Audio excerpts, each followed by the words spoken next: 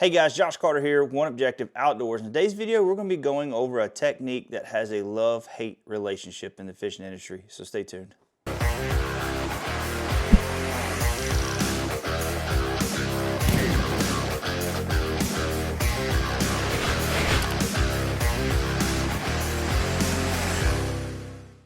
right guys, like I said at the beginning of this video, we're going to be going over a technique that it's like I say, it's a love-hate relationship. It's a lot of guys that like using it. There's a lot of guys that hate seeing fishermen use this and want to learn other things like jerk baits or swim baits or working a Texas rig around some laydowns. But it's hard to deny that this little hover rig right here, this setup, this technique, has won a lot of money over the years, especially with forward-facing sonar. Now, there's a lot of tournament series like the NPFL that are getting rid of it. MLF is having a period where you can only use it for so long. So it's this along with forward-facing sonar has changed the fishing industry in a big way. I want to talk a little bit about it. I do like throwing it. The only problem I have is like I've gotten away from other techniques, and I'm always feel like I'm having to chase fish out in a cove or in the middle of a cove sometimes. When all else fails, I have to pick this up and I can go out there and start catching some fish. So I have a love-hate relationship with it as well. There's other things I like to be doing, but I also like to go out there and catch fish. So if I'm struggling, I'm going to pick this up. The problem with forward-facing sonar is you see them down there and you're like, crap, I've tried this, this, and this. Then you go to this and you catch them, and then you feel like you're stuck throwing the rest of the day because you caught them off of it. So, but there's a lot of questions we get asked about our setups and all that. So I want to kind of just go over it and show you guys the baits that I like to use, the line and rod and reel setup that I like to use to help you guys hopefully catch more fish doing this technique. Now, like I say, this you don't have to have forward-facing sonar. You really don't.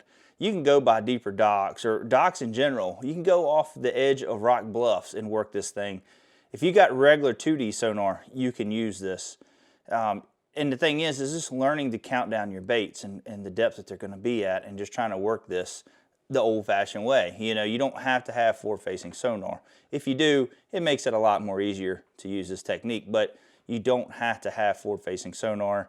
And, you know, that's something that a lot of guys don't understand, that, you know, they see so much of this stuff. Oh, I got to have forward-facing sonar to throw this, or I got to have forward-facing sonar to throw jerk baits, or whatever. You don't have to. We've done this stuff for years. I'm going to say this I haven't done for years because I just got into it with forward-facing sonar. All right, this is basically my setup. I have two baits that I pretty much only use on this setup. That's it. And it's going to be the Strike King. This is the Baby Z2, and then I like using the Missile Baits Spunk Shad or the Hog Farmer Spunk Shad. Whichever way you prefer. Missile Baits has got some really great colors. I'll have a link below in the description for these baits here, but I only use these two size baits. Now, during the summertime, I will go bigger with the Spunk Shad or the Z2, but these are really lifelike sizes, shall I say, especially during the like fall and winter when the bait is a lot smaller.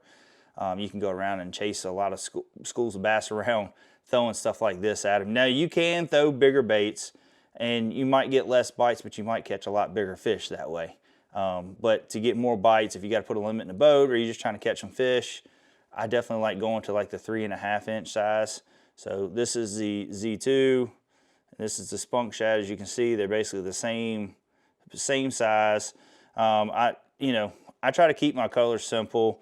This is, which color is this one? This is the Glimmer Pearl. That's what this one is. The Glimmer Pearl. This one's just a regular pearl. And then they have another one. This one is called the Sexy Shad one. I don't know why I couldn't remember that name. But this one's the Sexy Shad one. Try to say that 3 times fast. And but I keep it pretty simple with this. You know, it's just like jig fishing for me. I try to keep my colors simple. I keep green pumpkin and orange, and I keep black and blue. I mean, that's basically my main 3 colors when it comes to jig fishing, and I do the same thing with my hover rig setup. With my head, this is actually a Z-Man head. It's like a 3/16. I normally try to keep it really light because I can work it better in the water column. It does take a lot longer to get down to those depths in, let's say, 25 foot and or you know, even deeper. Now, if I'm going to go a little bit deeper than 25, I am going to pick up the weight a little bit. But it just helps me maintain keeping this in the strike zone area where I want it without having to really kind of work the rod more, because it's such a slow fall. It stays in that area a lot better. So, but that's basically, you know, that head there, and I'll go up a little bit to a different weight head. I've gone up to like, you know, an 1/8 ounce and work that, and you know, helps me get a little bit deeper. I've seen guys go all the way up to 1/4 on some of this stuff. Depends on how deep they're working. To me, it seems a little excessive on that. I might as well just start going into like a regular swim bait or something. I don't know. It just seemed like it'd be harder for me to keep it in that strike zone longer. When it comes to rod, this is an NRX, the G Loomis NRX. This is actually the drop shot rod. I like it with the lighter weight that I'm using. Now, if I'm going to go up to a heavier weight, I'll go more to like a medium heavy, like a shaky head style rod or something like that. But this drop shot rod is super sensitive. I can feel every little tick. If they come up and sneeze on it, I can feel it. Paired with Sunline braid to fluorocarbon. I use the Sniper a lot, and it's just a super sensitive setup. Now, this is the Shimano Sustain. I don't know if they still make this setup, this reel. I mean, I think that it basically is, it's probably rebranded into a different model, but I haven't looked at them lately. This has been such a great reel, the great drag system. It can go really light. So if you know, you can't hang in one down there on a super light line, which, speaking of line, I went over what kind I throw, but I didn't talk about the weight. Most of the time, it's either 8 to 10. If I'm going to be over brush piles a lot more, I try to have about 10-pound test. Plus, if I'm over brush piles more, I try to have more of a shaky head style rod. It's a little more backbone to it, so I can kind of pull them out of there a little bit, because you get something like this light down in there, they can really pull you down in the brush. And like I say, when I use my drop shot, you know, I'll be careful. I got to be careful, because if they get up under a dock real good with it, you just got to be really careful, because it's harder to horse them out with this rod as it would be like a drop shot rod. But this setup here is just, it's worked phenomenally for me, and it's a 1-2 punch. So I know the rod's expensive. You don't have to go and buy an NRX to be able to do this technique. But to having a good sensitive spinning rod is important, because you want to be able to feel, because sometimes they'll come up and just barely get that thing and you don't even realize it, and until you start feeling them pulling back down on it, or they pull up, hit it, and just sit there with your mouth, and as you kind of pull up on it, you'll feel a little bit. But with a sensitive rod and line, that really helps with detecting that bite if it's down deeper, especially in that 25 to 35 foot range. We fished Leesville Lake a while back. I mean, I caught some catfish out there in about 45 foot of water, but I could feel them when they came up and ticked it, and it was just a slight tick. It's just super sensitive setup. So, but that's basically it. And then, like, when it comes to spots I'm looking for, I'm kind of going off of this time of the year. I'm going off points. I'm going off bluffs. A lot of main channel docks, the deeper docks. And then if I go into the creeks, because you can still find fish this time of year in the creeks. It might not be the big ones you're looking for, but you can find some fish. And sometimes you do get lucky. Let the bait fish tell you, because if there's bait fish back there, there'll be bass back there. But I try to find in the channel swings of the creeks in the backs, or mid-creek, and try to find those schools of bait fish that are around. And you'll see the bass, especially if you got live scope, you'll see the bass kind of sitting around them docks waiting for them schools of bait fish to come by. So next time you're out on the water, make sure you pick one of these up. If you ain't caught nothing, just try it. Even if you ain't got live imaging, you can go ahead, tie it on, throw it around, and just kind of work it. Just kind of, I slack line, and I'll just kind of work the slack line, because it's such a slow fall that you're able to just kind of work that slack line, and it'll just keep that bait kind of up there.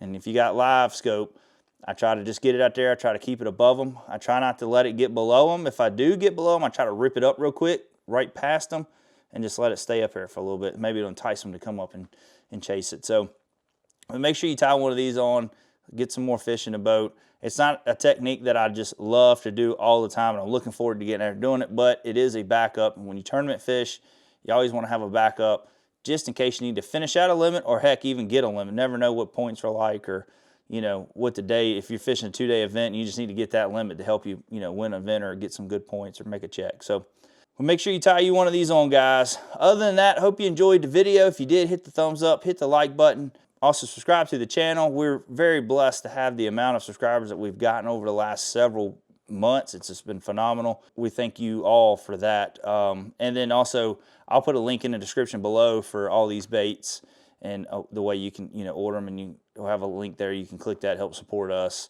Also, we have a link there to save yourselves 15% on your next waterline eyewear purchase, so make sure you go check that out. Great pair of sunglasses. It's always good to have a good pair of sunglasses while you're out there fishing, just to glare on the water. It also helps you see better in the water, so make sure you go check out Waterland as well. Other than that, guys, we'll talk to you later. See ya.